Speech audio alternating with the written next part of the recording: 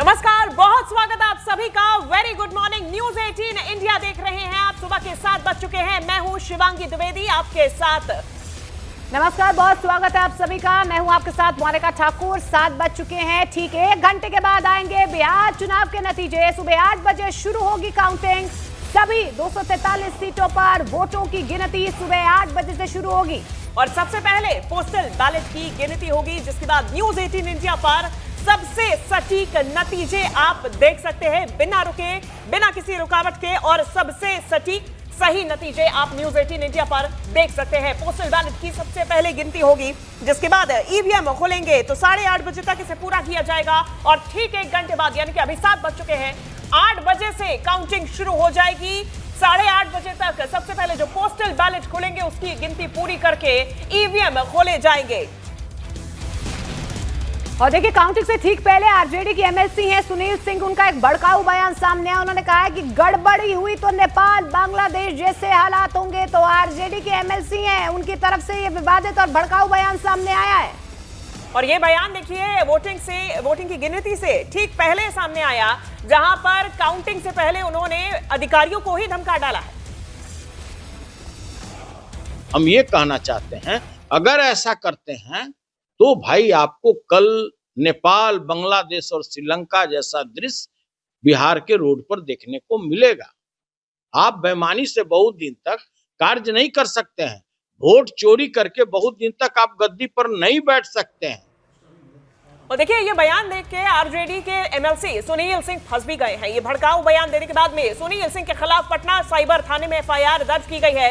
बिहार में नेपाल जैसे हालात बनाने की उन्होंने बात कही थी। सुनील सिंह की तरफ से क्या कहा गया था, ये भी आपको बताया। देखिए, उन्होंने कहा कि गड़बड़ी हुई तो नेपाल बांग्लादेश जैसे हालात होंगे और इसी बयान पर अब डीजीपी की सख्त हिदायत के बाद मुकदमा दर्ज कर लिया गया है। तो सुनील सिंह की मुश्किलें बढ़ती हुई नजर आ रही हैं निश्चित तौर पे, क्योंकि अब उनके खिलाफ एफआईआर दर्ज की गई है। और सुनील सिंह के इसी बयान के बाद बिहार में नतीजों से पहले ही सियासी उबाल भी आ गया है। बीजेपी से लेकर तमाम एनडीए के नेता सवाल कर रहे हैं कि आखिर इनके मंसूबे क्या हैं।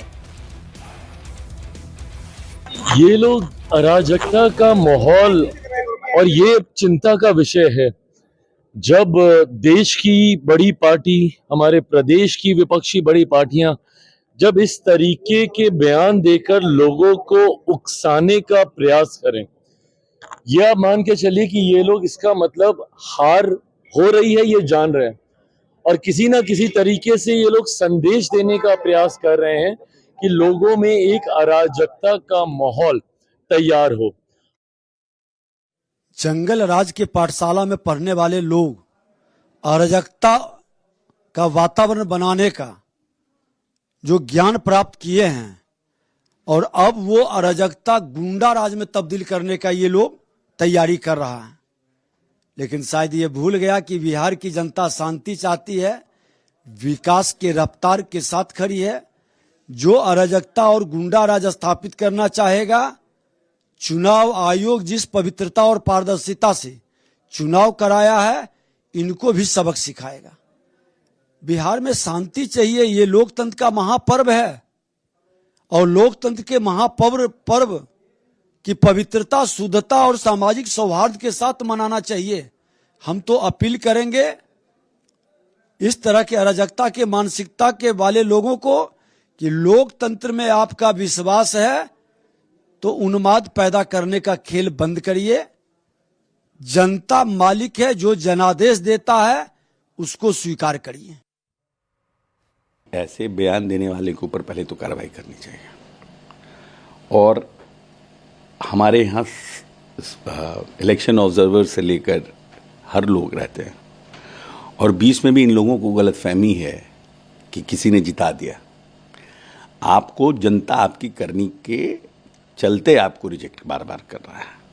ये नहीं है कि 2005 से लगातार आप रिजेक्ट हो रहे हैं, तो आप इसलिए रिजेक्ट हो रहे हैं आप क्योंकि आपका काम करने का तरीका इस तरह का है। और जनादेश जो है उसका हार या जीत उसको विनम्रता से स्वीकार करना चाहिए।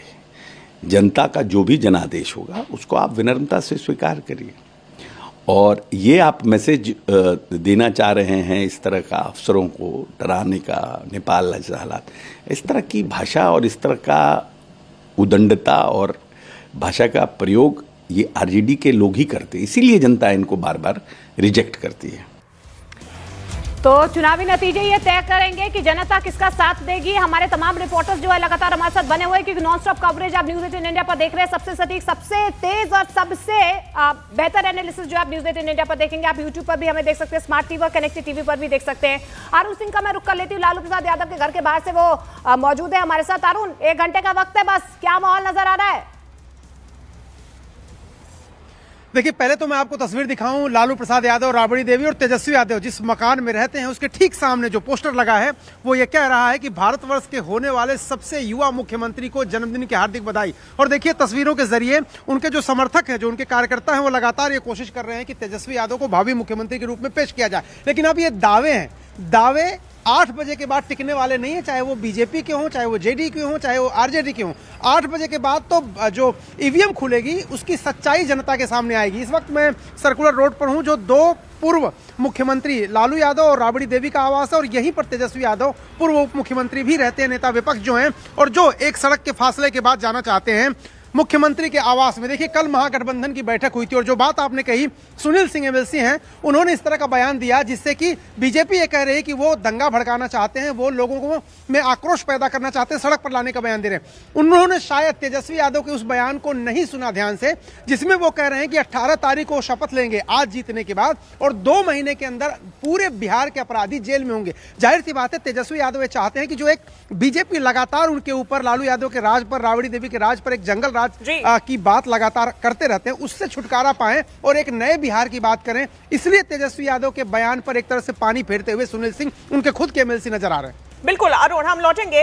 हमारे साथ अन्य रिपोर्टर्स भी लगातार बने हुए हैं, सहयोगी बने हुए हैं। पल पल की अपडेट भी जनता को हम दिखा रहे हैं। और देखिए, महत्वपूर्ण हो जाता है क्योंकि जिस तरीके से वोटर टर्नआउट रहा है, जो प्रतिशत बढ़ा है, मैनिफेस्टोज देखे गए, इस बीच में कई सारे दावे देखे गए हैं, कंट्रोवर्सीज देखी गई, बयान देखे गए, और उसके बाद में अब आज जो फाइनल डे है, यानी कि अंतिम दिन, जब पूरी तरीके से पिक्चर क्लियर हो जाएगी, अब दावों की भी पोल खुल जाएगी, जैसा अरुण आप कह रहे थे, वो भी नजर आएगा। लेकिन अभी जो तस्वीरें हैं वो लगातार 8 बजे के बाद सामने आना शुरू होंगी, जब पल पल की अपडेट आप न्यूज 18 इंडिया पर देख पाएंगे। 2020 के जो चुनावी नतीजे थे, क्या वो दोहराते हुए नजर आएंगे? सबसे बड़ी पार्टी कौन सी होगी? किस तरीके से वोटर टर्नआउट रहेगा? क्या कुछ मुख्य कारण है, साथ ही साथ में क्या कुछ मुख्य मुद्दे हैं जो प्रभावित करेगा आज का रिजल्ट? ये तमाम चीजें आपको हम पल पल की अपडेट्स देते हुए नजर आएंगे।